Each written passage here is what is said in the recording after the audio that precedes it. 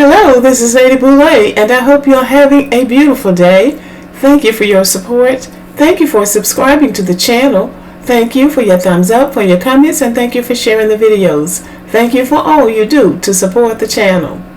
Well, this young man has gone viral for doing something that I hope will become a trend with Black American athletes, entertainers, and others who have amassed a fortune in a short period of time with their skills, their gifts, and their talents.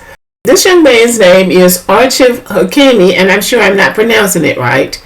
He's a Moroccan soccer player, and this is his ex-wife. Her name is Hiba Abouk, and I'm sure I didn't pronounce her name correctly either. She is a Spanish and Tunisian model.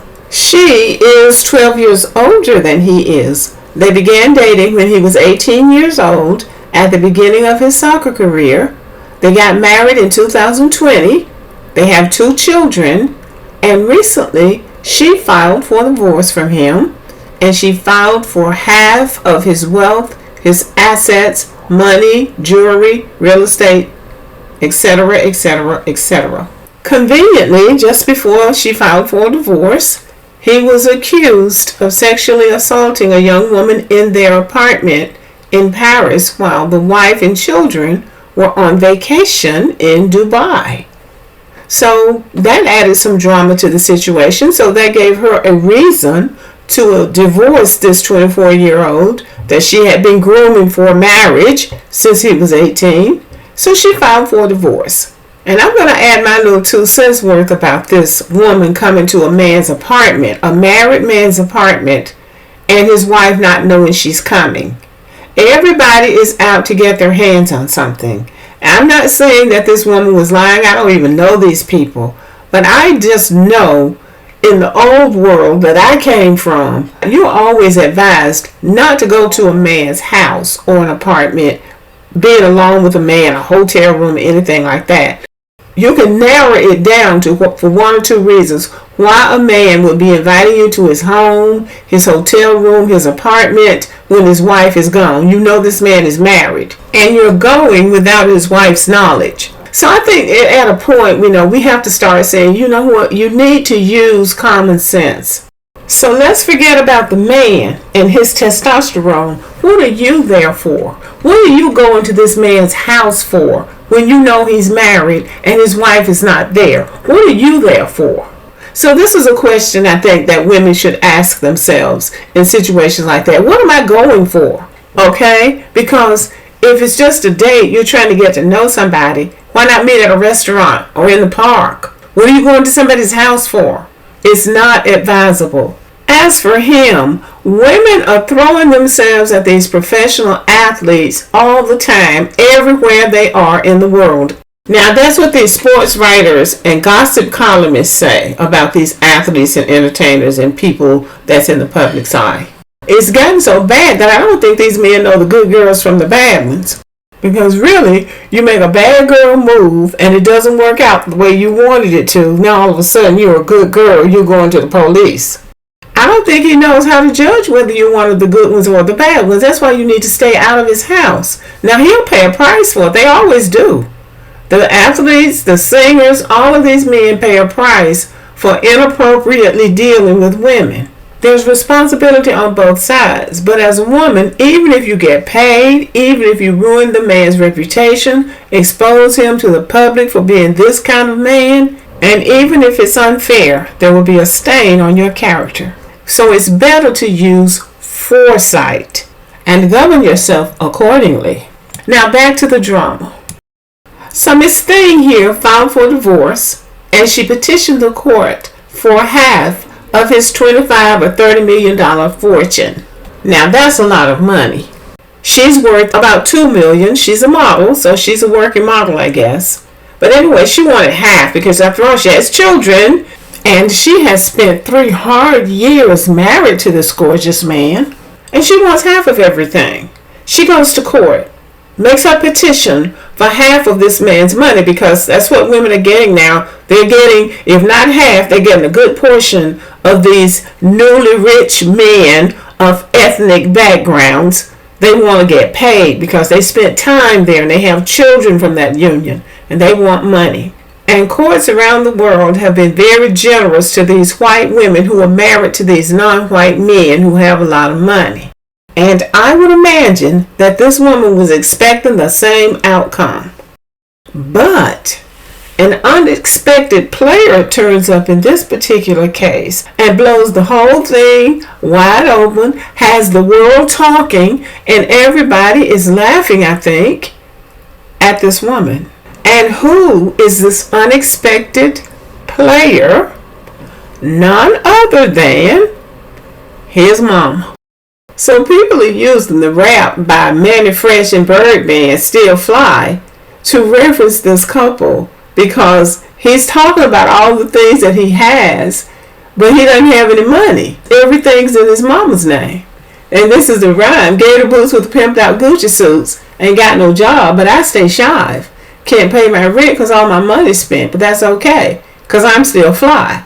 Got a quarter tank of gas in my new E-Class. That's alright because I'm gonna ride. Got everything in my mama's name, but I'm hood rich. He's living it up on a budget. And that's the idea, living on a budget. And this rhyme fits this young man because when she went to hit him up for half of what he had worked for, she discovered that he didn't have anything because everything was in his mama's name. His mother first came on the scene during the World Cup when Morocco, I think they were in the semifinals of the World Cup, and this was like the first time an African country had gotten that far, and there was a big kerfuffle about Moroccans not wanting black Africans to celebrate with them because they're an Arab country. But this was his mom, and he's a star player on the Moroccan team. He's wealthy, he's photogenic, and he's well known. Reportedly, he is the 6th highest paid soccer player in the world. According to one report, he makes $1 million a month, but that money goes into his mother's bank account. Now imagine discovering that in divorce court when you thought you were going to get half of this man's fortune.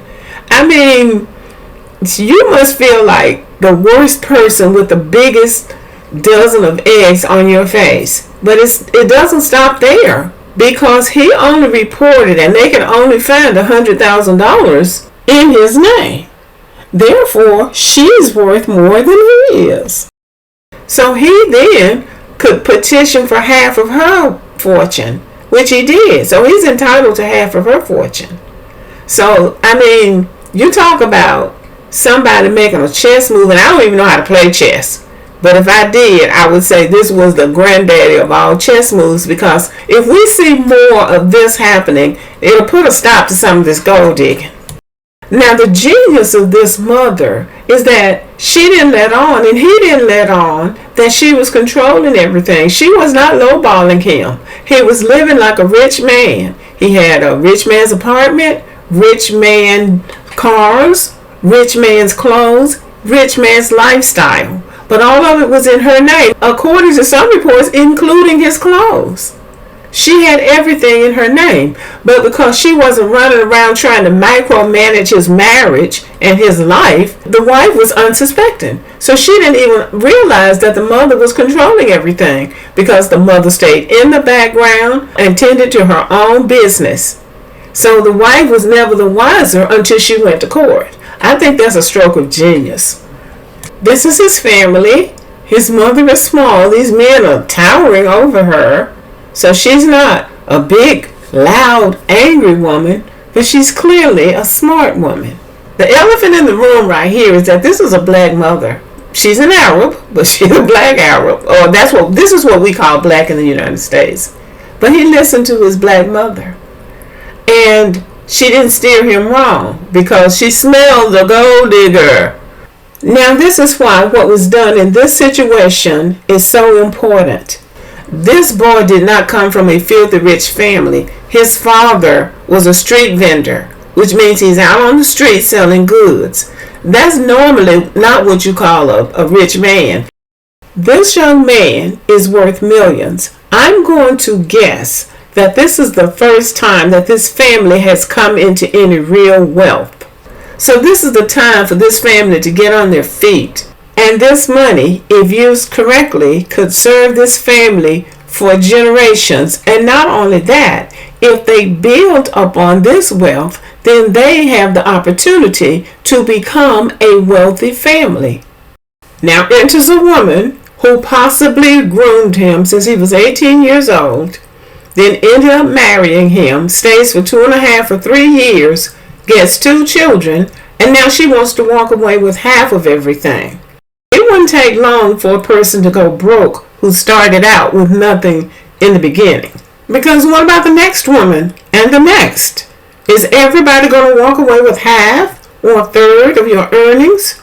I believe they live in Spain, and according to Spanish law, if he were in possession of the $24 or $30 million or how much ever he's worth, she would be entitled to $8.5 million. So that's almost a third of what he's worth. That's a lot of money for somebody that just came into your life for 3 or 4 years. That's the playbook. That's what they do in the United States. They run in and get some children. Then all of a sudden, they already know the guy's doing stuff. They know he's out there. These are young men. They have access to all kinds of women. So they know he's out there. They already know what these guys are doing. But their goal is to get in there and get some children. Then all of a sudden, he gets caught up in something that he's been doing all the time. Now, you're going to file for a divorce and you want half of everything. So it's very important that this young man had the presence of mind to secure his wealth. So that means this woman never had access to the real money. Apparently, his mother was allotting him a generous allowance, so they were able to live pretty large. But she didn't get a chance at the real money. And so that begs the question, what were you marrying him for in the first place? You were marrying him to get to his money? And then in a twist of fate, not only do you not end up with half of his money, but he ends up being entitled to half of yours. So that was a colossal backfire on her part.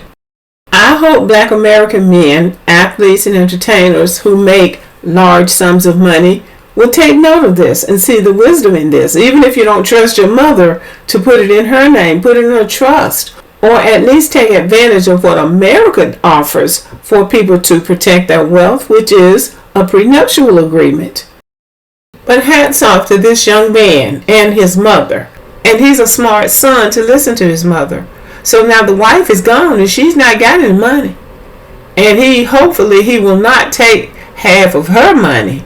But that's what he's entitled to based on what's on paper for him.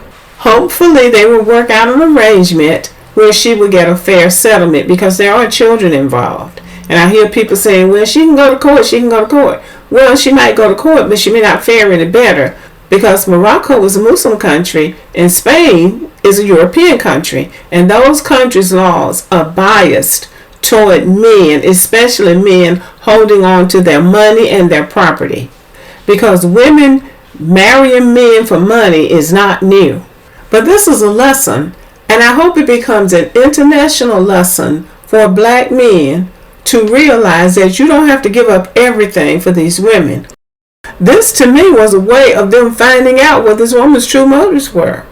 So if somebody's not in there for the right reason, you need to find that out sooner than later, and you need to find it out without losing your money. She didn't know what he had. She assumed he had a lot of money in his name, but he did not. So anyway, I just found it kind of amusing that black American men are the main ones rejoicing over this, and they are the main ones to get robbed in a gold digger stick up.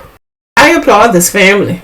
I applaud this mother and I applaud this family, and I think that he has taught the world a lesson. He has taught black men a lesson. At least that's what I hope. When you make money like this, that money is not just for you.